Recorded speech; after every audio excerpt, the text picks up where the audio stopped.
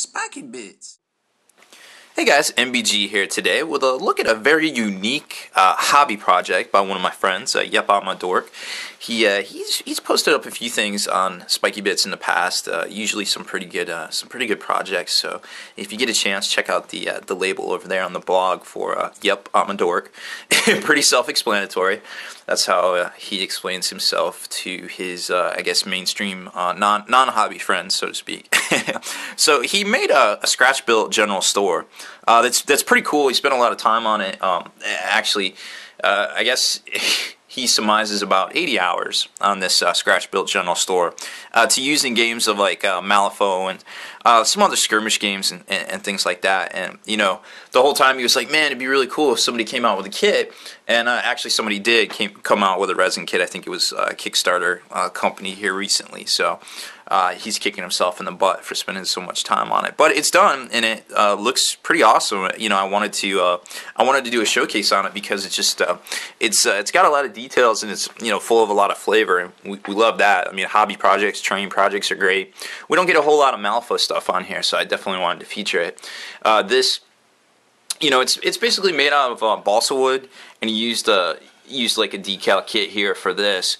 But for the most part, everything else is purely from scratch. So he's used balsa wood and a lot of different like washes and things like that.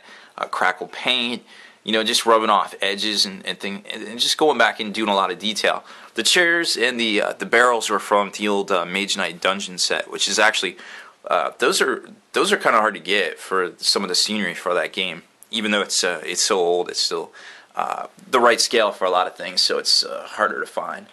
It's a pretty big building. I mean, for the most part, like if you're playing Malifaux, this is great, and I really like the feel of it. It's kind of like Wild West, kind of like steampunky. It's also got that zombie like Last Stand kind of feel to it. You know, I've got to get to the general store, and it's like the last holdout, or we got to get there to get, you know, I don't know, Molotov cocktails or, you know, vodka to throw at zombies or something. These shingles right here, actually, they're produced by laser cut company called Flying Tricycle back in the day in little rows, and you were supposed to stick them onto a different set of buildings, and he actually had those laying around, so he kind of put them on here just to give it that used look, kind of, as you can see there. So it's you know, it's a Wild West border town building that's definitely seen better days, of course, but it's very neat. You know, you got the weathering on the wood coming up off the ground as well. This whole thing, we're going to open it up here in a sec and kind of show it to you, but I just wanted to, I'm trying to be very careful with it because this thing's actually kind of light. I don't want to just like grab it and have it like crunch underneath my hand. So it's removable, so you can play, you know, you can play multi-level